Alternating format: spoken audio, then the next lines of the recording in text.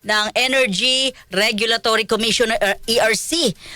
Maraming salamat, Attorney. Good afternoon. Si Radyo Man Lourdes Escaros, live po kayo sa RMNDZ XL Manila.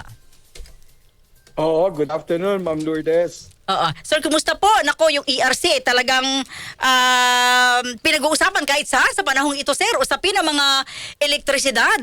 Ano po yung mga pinaka-latest, sir, at pinagkakabalahan po ninyo? Interview. Oo, yun nga, ay naghahanda tayo kung sakaling magkaroon ng malaking pagtaas sa singil ng kuryente at or kaya naman ay magkaroon ng problema sa supply ng kuryente. So, naghahanda tayo kung ano yung mga dapat na gagawin natin para naka-ready na kung meron tayong mga mitigating measures na pwedeng maipatupad upang mas ma-manage yung magiging increase ay naka-ready na yan. At pagdating naman sa supply, kung mayroong kakulangan, tinitingnan natin kung ano ang pwedeng magawa ng ERC para makapagdagdag. Kung merong mga pending na mga aplikasyon sa amin na humihingi ng pahintulot upang sila ay makapag-operate. So ito ay mga ipaprioritize namin ng pag-i-issue ng Certificate of Compliance sa kanila o kaya naman ay yung pag-aaproba ng Power Supply Agreement. So pagdating naman sa WESM o yung Wholesale Electricity Spot Market, in place naman yung ating mga mitigating measures tulad nung primary at saka secondary price cap. So ang ginagawa lang natin dito ay binabantayan upang wala namang samantala doon sa mangyayaring kakulangan sa supply kung sakali man. Attorney, sandali para malinaw lang sa ating mga kababayan. Kasi nauna na nagtaas yung Meralco. Yung Meralco, may paabiso rin ho yun sa ERC sa pagtaas? Yung mga buwanang kasing paggalaw sa mga singil ng ating distribution utilities, hindi lamang ng Meralco, mayroon silang ipinatutupad na formularyo na kung saan kung yung kanilang gastusin sa generation, transmission at iba pang pass-through charges ay nagbago, nagtaas man o nagbaba, ito ay kanilang naisasama sa kanilang kalkulasyon ng kanilang magiging singil. Kaya't nagkakaroon nga ng maaaring pagtaas o pagbaba sa singil, hindi lamang ng Meralco kundi ng ibang mga distribution utilities. Nagkataon lang na sa pagdating sa Meralco, noong nakaraang buwan, may pagtaas na nangyari doon sa singil ng mga generation na kakontrata niya at sa gastos niya doon sa ancillary services na binil sa kanya ng transmission o ng NGCP. Kaya't nagkaroon ng ganitong pagtaas na humigit sa 60 sentimo. Okay.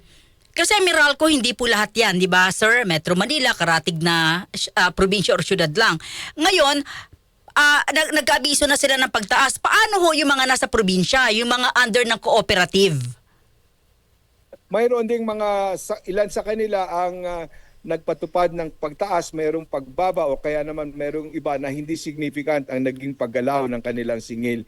Mayroong silang buwanan na sinusumiting report sa ERC kung ano yung kanilang mga naging pass-through charges at kung paano nila na-compute ito, yung mga supporting documents. Kaya nabe-verify ito ng komisyon. Okay. Dito na ho tayo. So, nagtaas na yung Meralco. May inaasahan ho ba kaming pagtaas? Yung mga nakikinig sa probinsya, may inaasahan ho bang pagtaas sa mga kooperatiba na may kaugnayan po sa sitwasyon o krisis natin ngayon? Oo, mayroon tayong inaasahan hindi lamang para dito sa Metro Manila o sa prangkisa ng Meralco.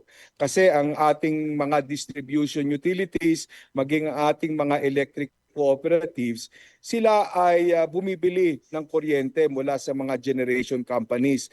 At karamihan sa ating mga generation companies, lalo na yung tinatawag nating baseload supply, ito ay gumagamit ng panggatong tulad ng oil at coal or natural gas na maaaring nagkaroon na ng pagtaas ng presyo nito. Kaya ito ay makakasama doon sa paniningil ng mga generation companies na ito sa kanilang mga distribution utilities na kakontrata. Meron ho ba kayong pwedeng sabihin, baka ho tinatanong din ng mga tagapakinig, may inaasahang pagtaas. Kailan ho ito mararamdaman? Magkano ho kaya? pagdating doon sa kung kailan, maaaring makita na natin yung mga pagtaas na yan sa susunod na billing pa lang dahil nga nagsimula nang nagtaasan ang presyo ng ating panggatong. At kung ano naman yung magiging eksakto na pagtaas niyan, hindi ko masabi. Mayroong mga kalkulasyon na ibinahagi ang Department of Energy na maaaring aabot ng 16% sa current. At kung ito ang magiging batayan natin, so maaaring aabot nga ng 2 piso. Pero hindi ito uniform across all. Maaaring ang isang utility kasi, yung pinagbibilahan niya ng kanyang supply ay mas naapektuhan ng pagtaas ng singil sa pandaigdigang merkado, kaya't mas magiging mas mataas ang kanyang magiging increase. Linawin ko, attorney, tama yung sinabi po ni attorney, makinig ho kayo.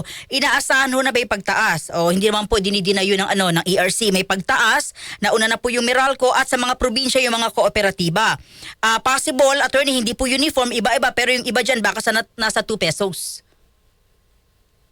Oo, oo. Depende nga kasi talaga yan doon sa magiging gastos ng utility, doon sa kanyang kuryenteng binili. Kung meron pa nga siyang kinuha, kung malaki ang kanyang exposure sa ating tinatawag na wholesale electricity spot market, na kung saan ang presyuhan ay nakabatay doon sa offers ng mga generators na nagbebenta dito, ito ay maaaring mas mataas pa kasi nga kung lalo pa kung kukulang na yung supply at pataas ng pataas din kasi ang demand natin dito sa mga susunod na buwan dahil painit ang panahon. So mas magiging mataas ang pagsipa ng presyo sa WESM. Kaya't kung ang mga utility ay malaki ang binibili nila mula sa WESM, malaki din ang magiging pagtaas nila, baka hihigit ng 16%. Okay. Makikita at mararamdaman na po ito ng mga partikular, yung mga nasa ilalim ng kooperatiba sa susunod na billing, this coming billing. Oo, kung ang magiging pagtaas sa supply cost nila ay ngayong buwan ng Oo. Marso, so sa susunod na sisingil nila dito sa Abril, Oo. makikita na yung pagtaas na yan. Oo. Attorney, kinakailangan pa kayong i-inform bago sila magtaas or sila mismo ay may ayuda na rin na agad? Okay, taas tayo ng 2 pesos ngayong darating na buwan. Meron tayong mekanismo nga na otomatiko na nagagawa nila yan. Pero as I said, dahil these are very different times, hindi normal ang nangyayari, kaya't ang ginagawa din ng komisyon ay usap siya sa mga utilities at mga generation companies at nang sa ganon makita mag-gauge ng komisyon kung magiging mataas ang magiging pagbabago sa singil ng isang partikular na utility at makapag-intervene ang komisyon. Maaring bigay siya ng kautusan na utay-utayin ang pag-iimplementa ng anumang pagtataas. As of this moment, attorney, wala ho kayong kautusan na kung pwede po ay utay-utayin din yung pagtaas ng singilin sa kuryente, partikular sa mga kooperatiba? Sa ngayon ay wala pa kaming ipinalalabas. Ang ginagawa natin ay minomonitor pa lang. At kinukuha yung pulso o yung sitwasyon lalo na ng mga distribution utilities natin kung ano yung level ng kanilang nakontrata. At ganun din yung ating mga generators, tinitingnan natin kung ano ang tingin nila sa kanilang actual na pwedeng kakayahan na magbigay ng kapasidad sa mga susunod na linggo o buwan. Oo. Attorney, so monitoring kayo ngayon. Kumusta ho ang ating kapasidad sa ating kuryente, hindi lang ho sa Metro Manila, kundi sa buong bansa sa ganitong sitwasyon? Sa pagkaka-monitor naman natin ngayon, nung mga nakaraang araw at itong mga susunod na araw, normal ang supply na kondisyon natin. Ibig sabihin, may sapat na supply para tugunan ang ating demand. Pero syempre, maaaring magbago yan sa isang iglap kung mayroong mga planta na biglang mag-outage o kaya naman over the next few days, maaaring tumaas yung demand natin dahil painit na ng painit. Kaya kailangan talaga ng agarang pagbabantay para magkaroon ng agarang aksyon din. Oh, attorney, alam nyo, sa issue ngayon talagang pinuputakti ho kayo ng mga kababayan natin. No, ang tingin ho nila parang ERC kasi pinapayagan yung mga ganitong pagtaas parang spokesperson na raw po kayo ng mga kooperatiba, ng Meralco, pero hindi yata naisip na hindi naman ho kayo, I mean, ito ay sa demand, sa supply at sa binibili rin kuryente dito mga Yes, kooperatiba. Oo, yun nga ang ating hiling na maintindihan nila na ang pinakamahal na kuryente ay kung wala tayong kuryente. Kung lilimitahan naman natin ang recovery ng mga talagang ginastos ng ating utility at ng ating generator, hindi nila mababawi yung kanilang gastos. Wala silang pambayad doon sa kanilang pinagkunan ng krudo o pinagkunan ng kanilang coal or natural gas. So paano na sila makatutuloy doon sa kanilang operasyon ng planta? Paano na sila makapagsusupply? Mas lalong magiging problema yan. Attorney, nasa inyo po yung mensahe sa ating mga kababayan na nabibigla po sa mga sunod-sunod na gastusin at pagtaas ng mga bayarin sa sitwasyon at panahong nasa krisis po tayo. Oo. Pagtitipid, di ba, masasabi attorney? natin, Magtipid? Mayroon tayong control doon sa pagkonsumo natin ng kuryente. Maging matalino tayo sa pagkonsumo ng kuryente. Kung magtutulong-tulungan tayo at kahit paano ay ma-mitigate natin yung pagtaas ng demand, malaking tulong yan.